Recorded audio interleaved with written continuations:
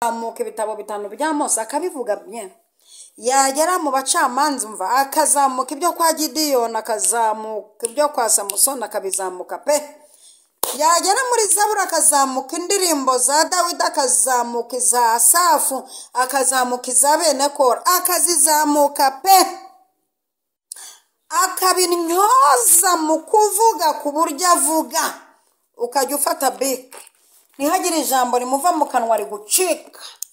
Nta jambo na rimwe ryava mu kanwa k'uyu muntu ryagucika. Intyoza, reka tuvuga ku ntyoza. Kuri izi ntyoza zizi Bibiliya kurusha abazize, kandi akenshi ugasanga aba bantu babaye intyoza batarakandagiye no mu ishuri rya Bibiliya, ariko ukumva ni intyoza we ku buryo ubu buryoza aravuga nta jambo rigucika, iryo avuze ryose urandika kuko ni intyoza. Uyu muntu ni intyoza, ni umuhanga, kandi iyi ntyoza iyo iteruye kuvuga abantu bose baraceceka. Iyi ntyoza ntawivugiramo. Mbese babuze buryo ki barya ku mugaragaro, bari kurisha ubwenge, akakuzingira igitenge ati mfasha abantu aba n'aba, kandi reka nkubwize ukuri, ni ukuri hari abantu bafasha ariko batabijyana ku mugaragaro. Hari n'ababijyana ku mugaragaro ariko ukabona birimo umwuka wera, ukabona byo birimo umwuka pe, ukabona bikoze nk'ivugabutumwa kugira ngo bamenye ko ivugabutumwa ryacu atari iry'amagambo. Uwo muntu arangiza akanatanga nimero z'uwo bafasha kuwagira uko agira yamuremera. Ngurura ubutaha Imana adoye kurangururiramo. Abantu bahimbye imitwe, usibye ko n'abadiaspora barangije no kubavumbura, ukajya ukabona umuntu aritetse ati Imana intumya agiye kugaragaza ko mu Rwanda hari banyagupfa. Nta n'abanyagupfa dufite mu Rwanda, nimukirirwemo dusebye ngo tumusanze abahanze, ngo amaze iminsi 5 abahanze. Wibesha ahubwo ba gitifu badukurikiranira abo izo ntyoza, gitifu zidukurikiranira abo banyabwenge barimo baza gusebya imirenge yanyu, ngo uyu ngo amaze 3 abahanze. Mwisebye igihugu, bameya mukurikirana aba bantu, mukurikirana aba banyabwenge, mukurikirana izi ntyoza zimwe bimanukemo. Yego meya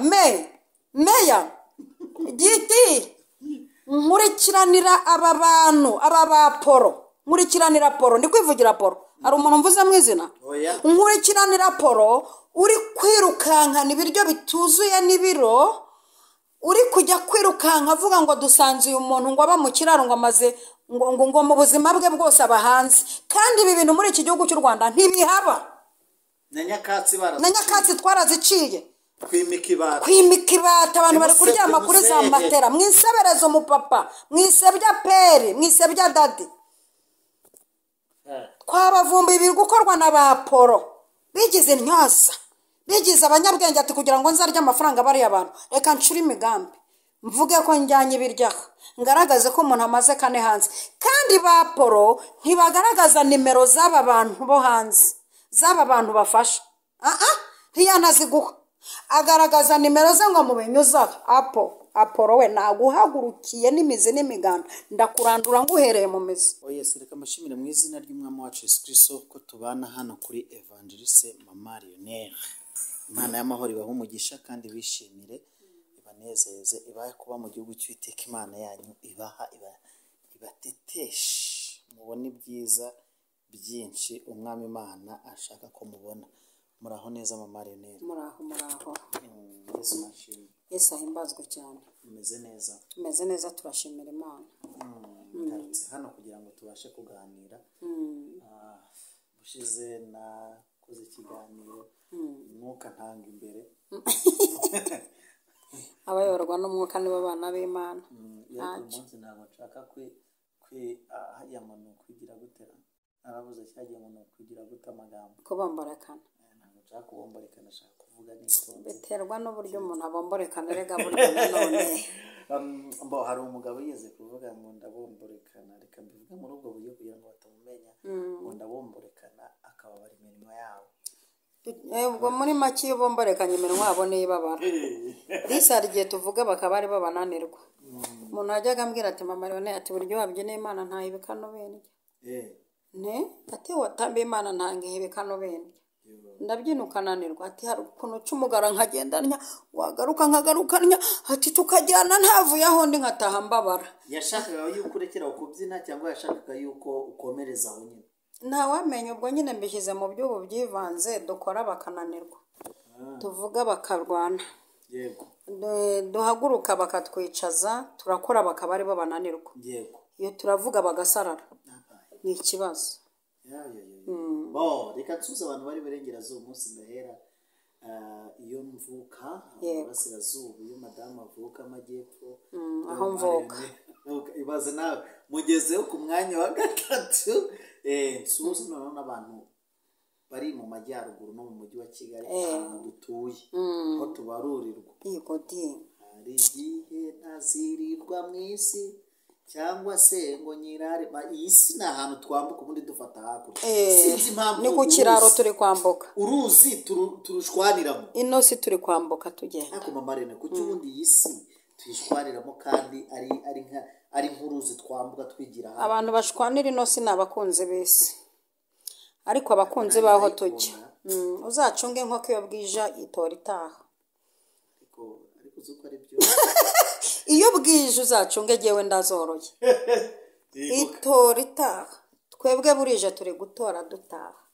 areruya twebwe turi kubwiriza dutaha yego turi gukora umurimo dutaha ariko mama Rene hari umukobwa ejo bundi waramutse aririmba avuga ngo ntabwo tuzatinda hano ntiyagiye ndakwinginze ntugende kugira ngo mutazasigara mwibuka ko nabivuze nyamara mu by'ubu ntibigikinishwa wabona nciyeho kandi mwasiga utu ni two basigara bakina ndakwinginze ntugende utu ni two basigara bakina bati dore disi yari arimo yihanurira ni muhumure sinzapfa vuba hari ibintu ntarabona ntabwo umurambo wanjye wasohorwa mu bukode sinzapfa nzarama amina kugira ngo ntekerereze abantu imirimo Yesu ncika ururondogoro ari ibintu Yesu agomba kugukorera abavandimwe ncika ururondogoro Dawidi yaravuze ngo ntekerereze jye ncika ururondogoro bwo kuvuga ibyo bomborekane mu magambo wowe uzabomborekana ageze ncika ururondogoro mvuga iby'Imana yakoze ariko ntabwo umurambo wanjye bazasohora mu bukode mu nzu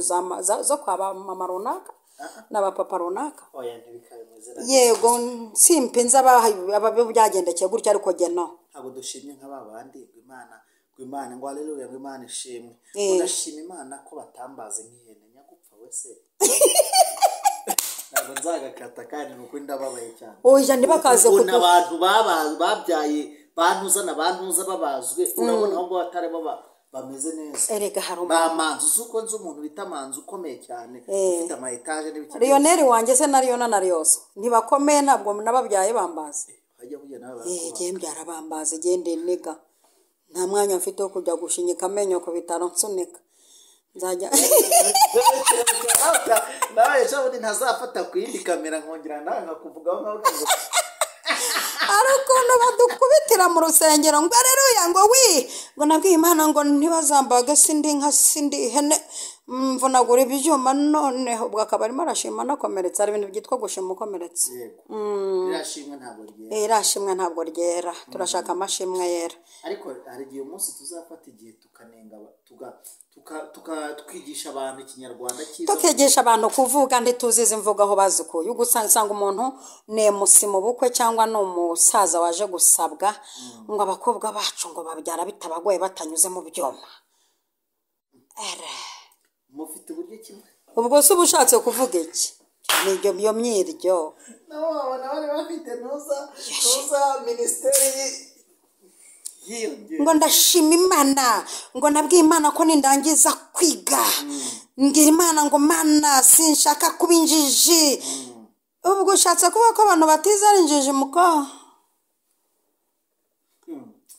Marene uraho neza karakanyuzemo muraho namwe mu dukurikiranye nashimwe cyane nshimiye abantu bakoze subscribe Imana y'amahoro ibaho umugisha kandi bishimire nshimira abantu bagiye bakora comment like kandi bagasharinga ibiganiro bica kuri iyi channel Imana y'amahoro ibaho umugisha kandi bishimire nguhaye ikaze mu kiganiro mbere ko dutangira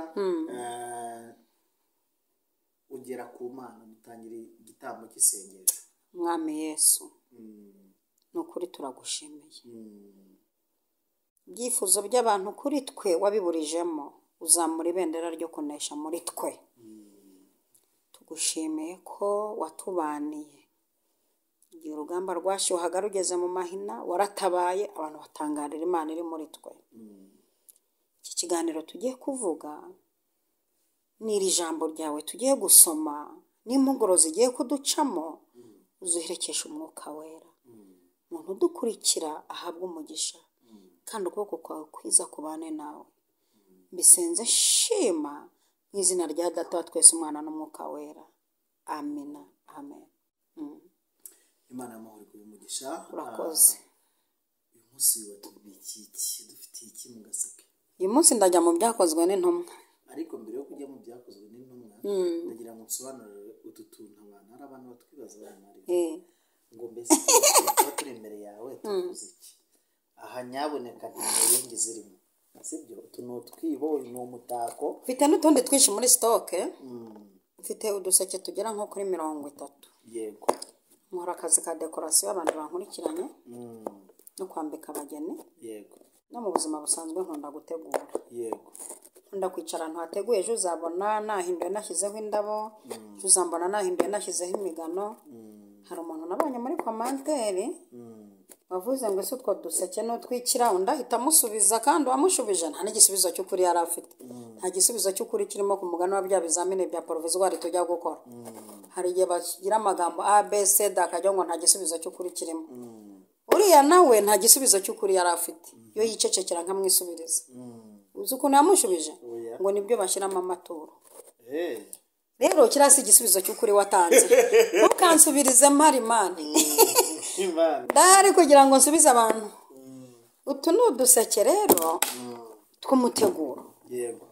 Ariko ushatse no kukagura umpa amafaranga kuko njya nkohereza no hanze. Ushatse no kutugura umpa amafaranga, turagurishwa. Iyo ushatse kugura utanga komande y'umubare ushaka n'amabara ushaka tukagukorera. Ubwo rero maze abantu amatsiko, uyu ni umuteguro nkunda gutegura. N'indi wari ufite ikibazo kuri utu duseke turamusubije. N'ufite ikindi kibazo azambaza.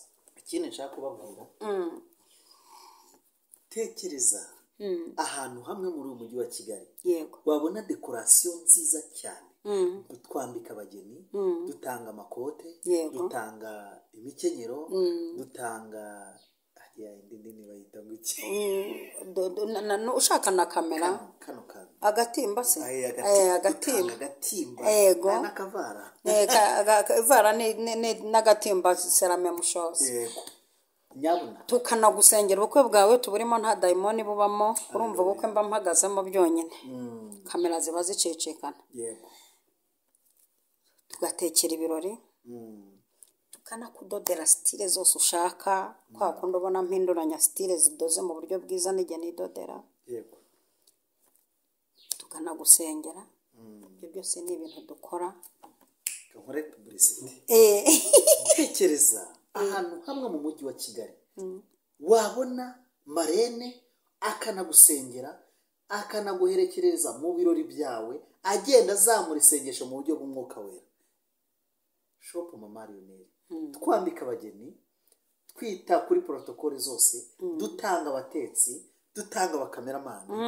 Ikigeretse kuri cyo ubukwe bwawe umwuka wera buvugiramo. Ya publicité niyo kabisa bikoze kinyamwuga. Bo Mama Lionel, twigira rero mu byakozwe n'intumwa. Twigira mu byakozwe n'intumwa. Abantu nkunda guhagarara imbere mbabwira ko iki gitabo kitaruzura. Iki nicyo gitabo muri Bibiliya kitaruzura. Yego. Ntubona ko kigarukira mu bice 28? Ndashaka kubwira umuntu udukurikiye ngo afatemo igice cya 29. Yego. Sibyo? Dore kigarukira ku gice cya 28. Udukurikiye afata igice cya 29. Nawe ashyiremo ibyakozwe nawe. Nawe ushyiremo imirongo yawe. Undi afata igice cya 30. Nawe ushyiremo ibyakozwe nawe. Nawe ufate 31. Nka dirigente ushyiramo ibyo wakoze muri korali uyobora. Nawe perezida ushyiramo ibyo wakoze muri korali wayoboye. Nawe pasiteri ushyiramo ibyo wakoze. Donc nikiruzura mwiranje dukore. Ikimenyimenyi uyu munsi wa none katwumva ibyo uyu muntu yakoze ninde tugezeho ubu. Uyu munsi no mu byakozwe n'intumwa tugiye gusimbukira ku mugabo witwa Apollo. Apollo tureba amakuru ya Apollo. turebe nimba nta bashiki bafite. yari afite nawe yari afite icakubiri mu itorero. Ko yari intega. Yaramusubije aramubwira ati njyewe naje nk'umwubaka. Yego. Ariko nyiri kubaka nyir'inzu yari Kristo. Yego. Niwe washyizeho urufatiro. None yaba njyewe yaba Kristo kuko twese twubaka kuri Kristo, yaba Pawulo yaba Apolo. Yego. Mandera n'undi mugabo. Okay. Apolo uyu munsi ari kuvuga ngo mu gice cya 18 umurongo wa 24 na 25 hariho umugabo hariho umuyuda witwaga Apolo. Yego. Wavukiye mu Alexandria. Bucyagera muri Efeso. Yari umuntu w'intyoza. Yego. Yari umunyabwenge. Kandi akaba n'umuhanga mu byanditswe. Uwo yari yarigishijwe inzira y'umwami Yesu. Kanze gake. Yari umunyabwenge. Yari intyoza. Yaranigishijwe inzira y'umwami Yesu. Yego. Akaba n'umuhanga. Abantu muri iyi minsi hano muri Kigali ndi kumva. Umva se urabuza kumva Kigali ino baraje. Reka mva umurongo 25 neza. Yego. Ngo yari yarigishijwe inzira y'umwami Yesu. Yego. Yagiraga umwete mwinshi mu mutima avuga ibya Yesu kandi abyigisha neza, ariko yari azi umubatizo wa Yohana gusa. Uwa Yesu se kandi ari we yigisha kuki atarawuzi? Ni ikibazo umuntu dukurikiye. Izi ntyoza mwaka byara mwe zizi kuvuga Bibiliya neza, zizamo zifite amagambo y'ubwenge, bahora bakuramo bagapostinga ku ma status. Yego. Hari amagambo njya nkubirantana no ku ma status y'abantu y'uburyoza. Yego. Ariko bazi umubatizo wa Yohana gusa, batazi wa Yesu. Mugorora inzira z'Uwiteka ariko ntibazi imibabaro n'agahinda n'iki byose. Iyo akabazo kaje bahita babibye bati ndetse twava kuri umwe tukajya muhindukire mwihane kandi atihannye.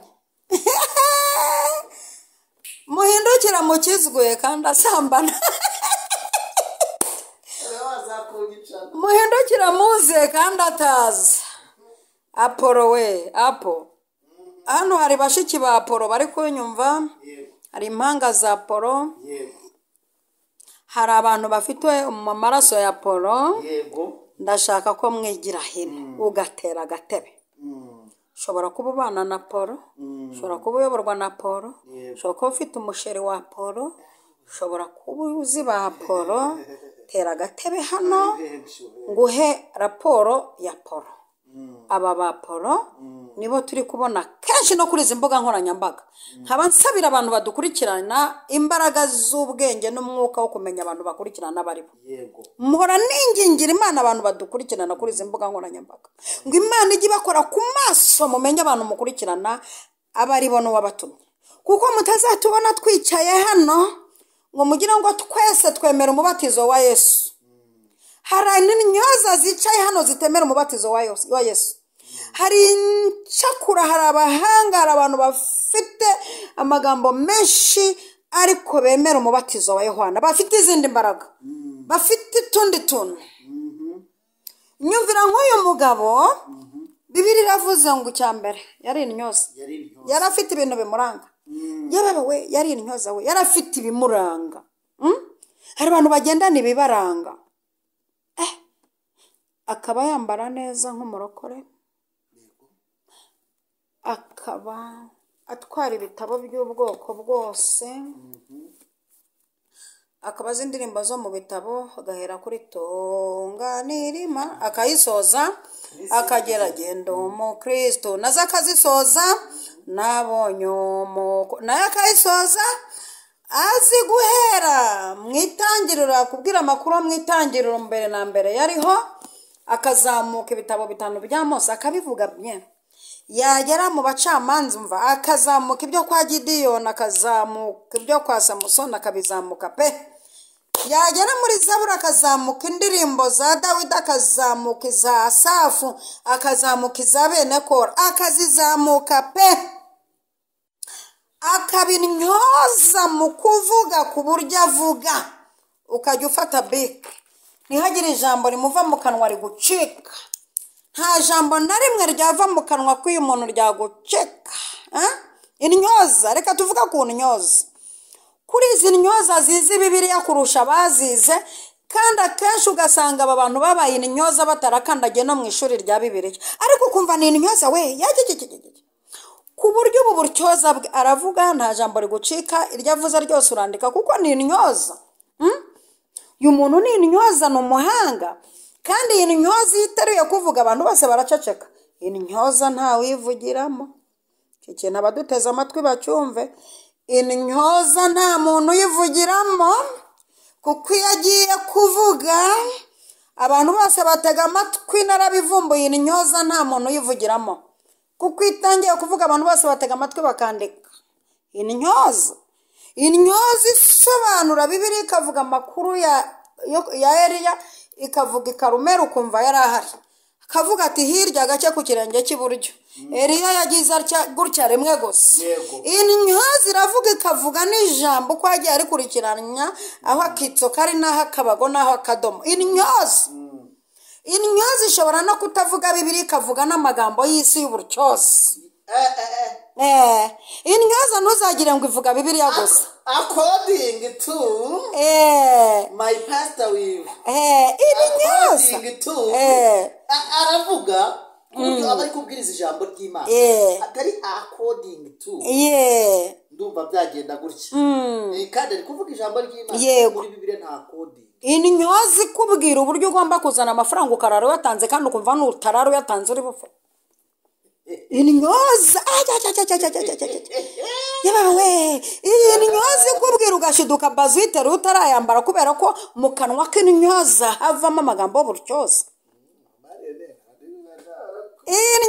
intyoza noneho izi ntyoza se ziranyereka ko nivugiye bibiliya usibye ko ntaje kurwana n'uwakwegura agatwe ko n'ibitso sentire ntwari ko ntaje kurwanisha uburyoza ko naje kurwanisha bibiliya ikivuga ku ntyoza ko nje kwivugira intyoza dufite hano zifata mikorofone zitumirwa zikazenguruka insengero zose ugira ngo se hari abantu bazima bagitumirwa mu nsengero ni intyoza ugira ngo se abantu yari urusengero rumwe ndabatera inkuru ku mugani w'abarundi dore ko mvuye ni Burundi vuba ariko baranyibye mushumba oya no muramu ngo ufite umugambi mwiza reka ndabatera inkuru hari urusengero rumwe rwigeze kuntumira maze ngo nzamuke mvuge ku kintu cyitwa icyaha nzamuke nigishe ku byaha n'abanyabyaha n'imigenzereze mibi uwo muyobozi waho yahise abwira uwantume ngo ntuzongere guhamagara uno mugore atazangumurira abantu ngo afite ibintu byo gukanga abantu cyane urumva intyoza ubu nizo zigezweho nizo ziri kuzunguruka insengero zose izi ntyoza zizi kuvuga abantu zitavuga bibiliya nizo ziri kuzunguruka amacano yose uzarebe iyo umunyamakuru umwe yumvise runaka ari intyoza mu kuvuga runaka amutumira nawe kuri cano izi ntyoza ntugira ngo zitegwa amatwi kubera ko zirimo zivuga amakuru ya bibiliya izi ntyoza utagira ngo ziri gukurikiranwa ari uko zinafite n'amagambo akiza imitima icyo ni kimwe mu bintu byaranze Apollo kandi turi kubona abantu bafite karagiteri za Apollo n'abatumweho rero ikindi Apollo yari afite ngo icya kabiri ngo yari umunyabwenge reka nkubwize ukuri dufite abantu bitwa abanyabwenge muri ibi bintu ujya no kuvuga akagukosora dufite abanyabwenge badukosora uza bambwira ngo wakana wibaza umuntu umbwira ngo wakana ufite imyaka 45 ngo ndakana afite imyaka ingana nshobora kuba murusha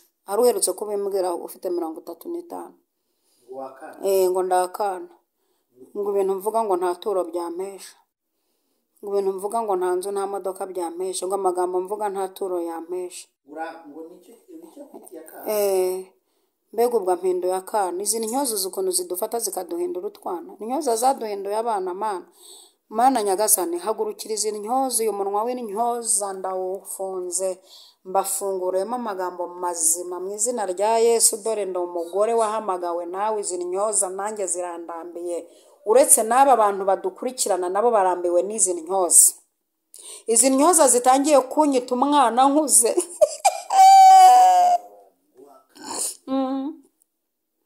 ngo ndakana nukuri si yavuga byibuze ngo wa mwana we ntangira akantu izi ntyoza mana Apollo cya kabiri ngo ari umunyabwenge ugira ngo si ibi bintu babikora badafite ubwenge? Ugira ngo bapora ibi bintu barateguye mani, barateguye. Aba bantu bafite ubwenge baje kuri tere barateguye.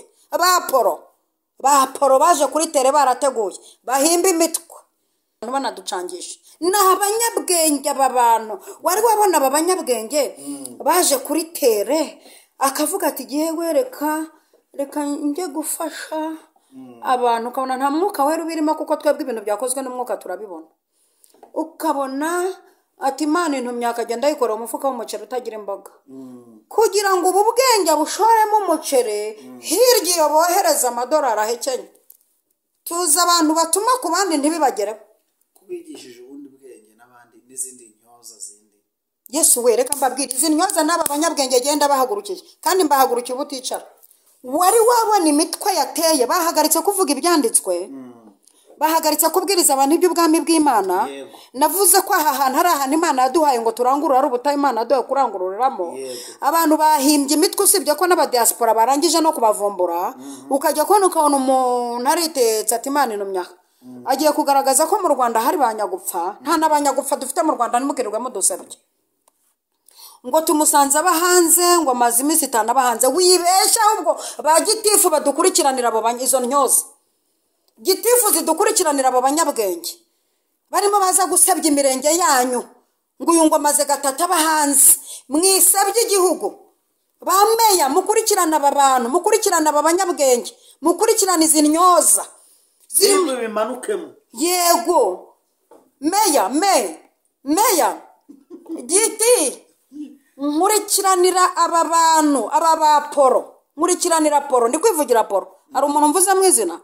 Nkurikiranira poro uri kwirukankana ibiryo bituzuye n'ibiro, uri kujya kwirukanka avuga ngo dusanze uyu muntu ngo aba mu kiraro ngo amaze ngo mu buzima bwe bwose abahanze. Kandi ibi bintu muri iki gihugu cy'u Rwanda ntibihaba. Na nyakatsi twaraziciye. Kwimika ibata abantu bari kuryama kuri za matera. Mwisebereza umupapa, mwisebya peri, mwisebya dadi. Twabavumbuye biri gukorwa na baporo, bigize intyoza, bigize abanyabwenge ati kugira ngo nzarye amafaranga bari abantu, reka ncure imigambi mvuge ko njyanye ibiryaha, ngaragaze ko umuntu amaze 4 hanze. Kandi baporo ntibagaragaza nimero z'aba bantu bo hanze, z'aba bantu bafasha. Ntiyanaziguha, agaragaza nimero ze ngo mubenyuza. Aporo we naguhagurukiye n'imizi n'imiganda, ndakurandura nguhereye mu mizi.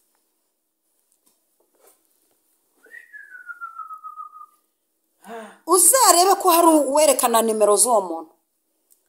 Aporo uzabantu baca mu gikari cana atari yanjye, tukirwa turi abanyamakuru nka 3 turi guhiga nimero z'umuntu wabwirije mu iteraniro. Ubu dufite hari umunyamerika, reka mbikubwire, mbwira muri Amerika bumve baporo, hari y'umumama uko arebye cano y'umuntu navuze witwa Poro. Ni Aporo, ni baporo turiho. Asanga hari umuntu ukeneye uko gufashwa. Yego. Agahamagara Poro akamubwira ati Poro wambabari ukampa nimero z'uyu muntu. Akazimwima Poro, kazimwima umumama w'umunyamerika. Uyu mumama w'umunyamerika ahamagara undi munyamakuru. Yego. Aporo wa kabiri. Oya. We ni umunyamakuru. Okay. Utaraporo. Uzi umubatizo wa Yesu. Uzi wa cyo. Harapfira gushira sha. Yego, hazi umubatizo wa Yesu. None akambwira ati Emmanuel, kwanza uko dusangiye kubabazwa kwa Yesu. Yego. Wamfasha kuziranye n'abashumba n'abavuga butumwa tukabona nimero z'uyu muntu. Izambere narazibonye. Yo. Shabantangira ubuhamya. Yo. Bantangira ubuhamya abapasiteri naku Imana bahumugisha, kana bamuvuga Regis Imana bahumugisha. Rwose Imana bahumugisha. Umugisha pasiteri Regis ni wampaye nimero z'umuntu bari barafatiye icyigisho ari kuririmbira sejemu. Yo. Aporo rero yimanye nimero. Baporo niko bamera, nibatanga izo nimero kandi bakagaragaza bitabyibuka. Kandi bakagaragaza umwete mwinshi wo mu mutima. Yego. Ahepfo hari umurongo bivuga ngo baporo bagira umwete mwinshi mu mutima.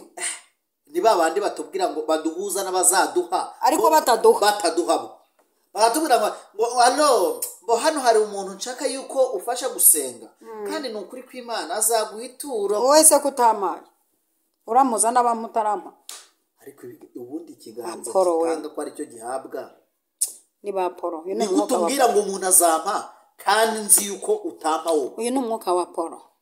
uyu ni umwuka wa Apolo Bibiliya yavuze ko ari umunyabwenge. Icya kabiri yari umunyabwenge.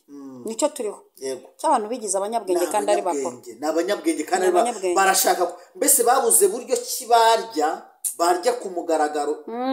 bari kurisha ubwenge akakuzingira igitenge ati mfasha abantu aba n'aba kandi reka nkubwize ukuri ni ukuri hari abantu bafasha ariko batabijyana ku mugaragaro. hari n'ababijyana ku mugaragaro ariko ukabona birimo umwuka wera ukabona byo birimo umwuka pe ukabona bikoze nk'ivugabutumwa kugira ngo bamenye ko ivugabutumwa ryacu atari iry'amagambo. uwo muntu yarangiza akanatanga nimero z'uwo bafasha kuwagira uko agira yamuremera. ariko ndi kuri ba Polo. ndi kuri ba Polo. bene data mudukurikira ni ukuri kw'Imana mu ijuru. ba Polo barezi kandi mube maso.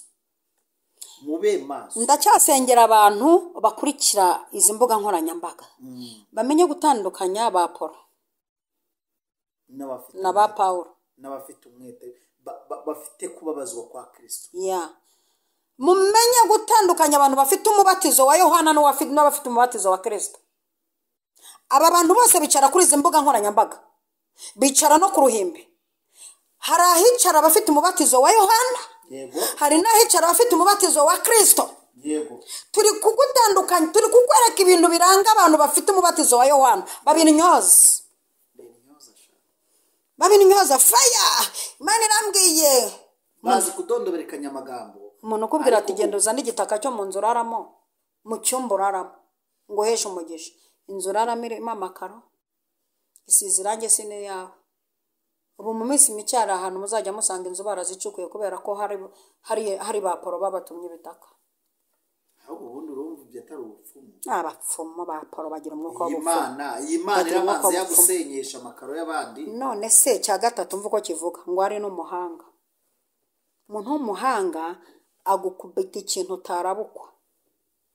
umuntu w'umuhanga akwica mu bwonko ku buryo utamurabukwa. uzi ko ashobora no kugupfumbatisha amafaranga kandi yagiriye ibindi bintu akoresha. uzi ko umuntu ari umuhanga ashobora kugupfumbatisha amafaranga kugira ngo agushetere wandi. iki kintu abadukurikiye bacyumva.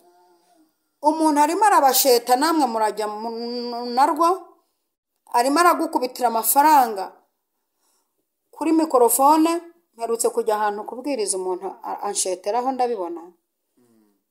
kandi reka rimwe hari igihe nzabyuka nkanabavuga, ariko ubu sinabavuga muri uyu mwaka. nimukomeza kwigira ibi bintu mu mwaka utandajya mvuga, ndavana mu marenga mvuga amazina yanyu. umuntu aherutse kunshetera afunga cyamvirope kingana gutya, akigezaho cyumweru kinini.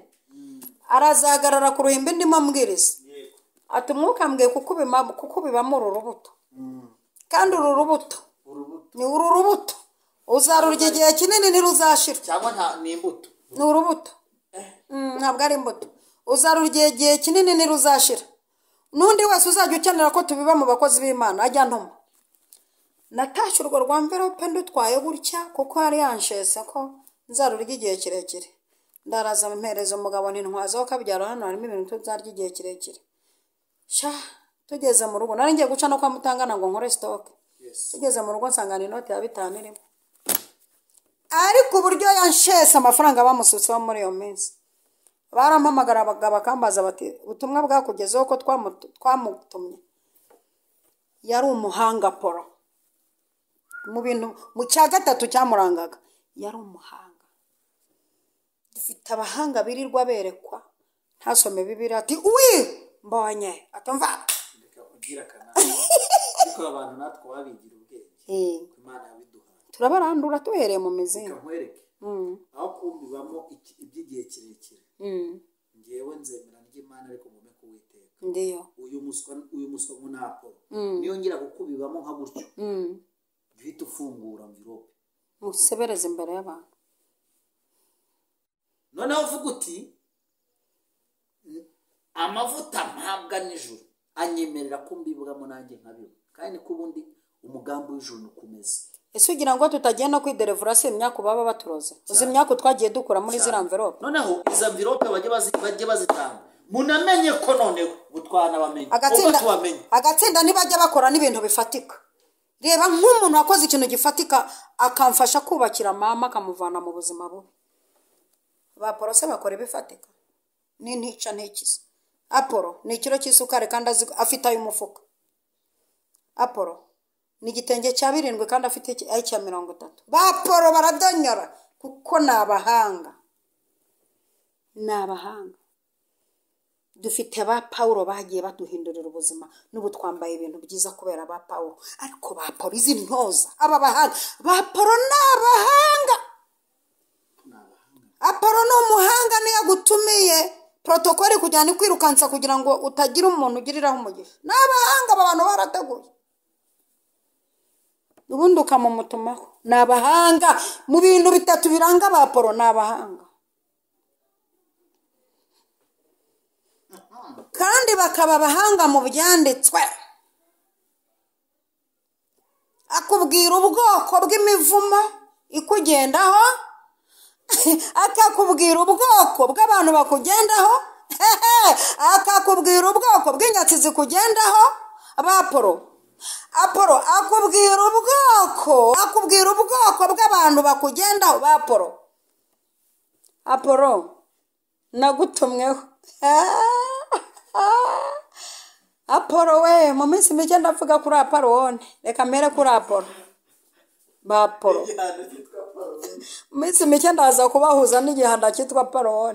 Ibi bintu ndibuze kubihuza urasanga Apolo na Apolo mufitanye ibipfano kimwe n'icya nyirasenge w'ikindi. Ayiwe Apolo akubwira ati hobera mugenzi wawe turaba wakira igitangaza. Apolo akubwira ati ngwino kora muri iki kiganza, ngwino wakire, akira gitangaza, akira. Ba Apolo bagiye, uyu mujyi urimo ba Apolo bagiye bubaka utuzu bakajya bategeka abayoboke babo ngo nibajyanemo igitambo, bakajya basangamo n'amabuye. Ayo makuru ugenda afite, bagasangamo ibuye ukajya guturira ibuye ngo urakira umugisha, ngo iryo buye barikwe mu Isiraheli, ngo Imana ibabwira ko uzaturaho wese azagira umugisha. Aba bantu n'abahanga barateguye, kandi abantu bose batuye kuri iryo buye bahindutse abanyamwaka. Bihuza bazi guhuza ibyanditswe kuko bazi ibyanditswe. Uzi ko muri Isiraheli hari umunsi umugabo bajya bita Israel, yego, cyangwa se Yakobo, yego, yigeze kugenda ngo nuko ngo bwije nyine batura mu mwijima babwije ngo ibitotsi ngo biramufata ngo apfa gukurura ibuye ngo araryisegura. Ubukeye mu gitondo rimenaho amavuta, mumenaho amavuta nyine bayameneho. Ba Apolo uzi ba Apolo bazi ubwenge. Ba Apolo ngo nabahanga, kandi ngo bakaba abahanga mu byanditswe. Tagira ngo babona abahanga mu byo hanze, mu byanditswe. Akaba abahanga agafata icyanditswe akagihuza n'ibyo ashaka nirarirye. Akavuga ati mva ba Apolo kubwira ati zana ibyo biganza, mbese Imana inegetse ko utura hano nkagusiga ibiganza nkakwirukanaho imyaka inyatsi. Kandi Yesu yavuze ko abarwayi mu basengera mu basige n'amavuta. Ari amavuta basiga abarwayi, ariko babigize abahanga mu byanditswe. Apo naguhagurukiye ubu nanjye ngo barampagurukiye muri no minsi, ariko ntimuzanshobora kuko genda hagurukijwe mwe mwari hagurukije. Baraguhagurukiye barampagurukiye ngo nimo ndakabya ngo ndi kurengera. Ndi muri Bibiliya mu bintu biranga Apolo twabyumvise. Bibiliya umva ukuntu yavuze ngo umva umurongo wa 25 ngo yari yarigishijwe inzira y'umwami Yesu. Barayizi muri Manyiramubyica mbese, ariko mubatizo iyi nzira umwami Yesu yarayigishijwe arabatizwa. Iyi nzira arayiza ajya kwiga na Bibiliya kugira ngo ahabwe uburenganzira bwo kuyobya abantu. Aravuga ati ubwo haje itegeko ry'uko kugira itorero ari ukuba warize. Barigishijwe ino nzira barayizi. Niko umurongo wa 25 uvuga. ngo uwo yari yarigishijwe inzira y'umwami Yesu yagiraga umwete mwinshi mu mutima, umwete mwinshi utagira ngo aba bantu bagirane intege nke, bagira umwete we, bahoza abantu mu byumba by'amasengesho we, bahoza abantu muve mu 40, mujya mu minsi ya 50, turi mu minsi 100, kandi ugasanga gusenga ntibihindura abayoboye n'indaya. Izi ndaya uhoza mu masengesho, ugasanga umwe mu bakirisitu muri protokole yawe aba mu kabari anywa inzoga, kandi ahora mu minsi 30, 40, mbega bagira umwete mwinshi mu mutima. ubwira kandi abantu birirwa mu masengesho, ahubwo bamwe mu bo wirirwa usengana nabo uri gusengesha, yego, wirirwa munasambana. abo baderevurira hirya yose, izo deliverance ngo zikora ari uko bakoze ibyaha. Ako baporo mwe izi biro apo izi kafe mubyuka mujya kunywa ngo muri mwikawa aporo we, ibi bintu murimo ni ibiki koko? Uyu mwete mwinshi mugira wo mu mutima, uzi umwete wo mu mutima bagira, nzaguha iki, nzaguha n'iki, nzakugurira imodoka. Uzi amamodoka bamaze kungurira baporo, nzakugurira inzu. Uzi baporo inzu bamaze kungurira, nzagutegera indege ujye mu Isiraheli. Ibi bintu ujye ubivuga arabibonye. Uzi baporo indege bamaze kunyuriza, uzi Isiraheli bamaze kunjyanayo. Bagira umwete mwinshi, cyo ni kimwe mu bintu biranga baporo, bagira umwete mwinshi mu mutima. Nzakugurira ibishingiranwa, nta n'indobo wamuguriye, imodoka uzagendamo wakoze ubukwe nzayiguha byaye 3, niwe ntuhazi. Bagira umwete mwinshi mu mutima, wo mu mutima. Yego, uyu mwete mu mutima, umwete wo mu mutima we, Imana indinde inshuti zigira umwete wo mu mutima. Uyu mwete uba mu mutima ntutunguke mu biganza. Uyu mwete ni bwoko ki? nyine birirwa bavuga yuko bazakora, hari ibyo bazakora biri kuva mu mutima bakabivuga, ariko kugira ngo bive mu mutima bigere mu biganza, bigere mu bikorwa, imvuga itagira ingiro ni ubwenge. ngo avuga ibya Yesu kandi abyigisha neza. Apolo niko Bibiliya ivuze, avuga ibya Yesu kandi abyigisha neza. Inshuro nyinshi baranaturusha, Ariko nta mubatizo wa Yesu azi. ariko yarazi umubatizo wa Yohana gusa. Icyo ni ikibazo. Muri make uzi umubatizo wande nsoza, ko wujuje uburyoza, ukaba wujuje uri najyuwa, urumva, ukaba ugira umwete mwinshi mu mutima, ukaba uri umuhanga mu byanditswe, ukaba waranigishijwe, uzi umubatizo wande, ni uwa Yesu cyangwa ni uwa Yohana? Uzi umubatizo wa pasiteri wawe, ariko nta mubatizo w'umwuka wera ugira.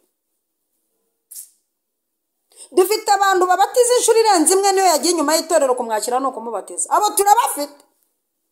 Niyo waguye mu cyaha barakubatiza. Ubu hari umuntu umaze imyaka 10 mu itorero akaba buri mwaka abatizwa, ariko atahiye umubatizo w'idini, ariko umubatizo wa Yesu ntawo. Iki si ikibazo?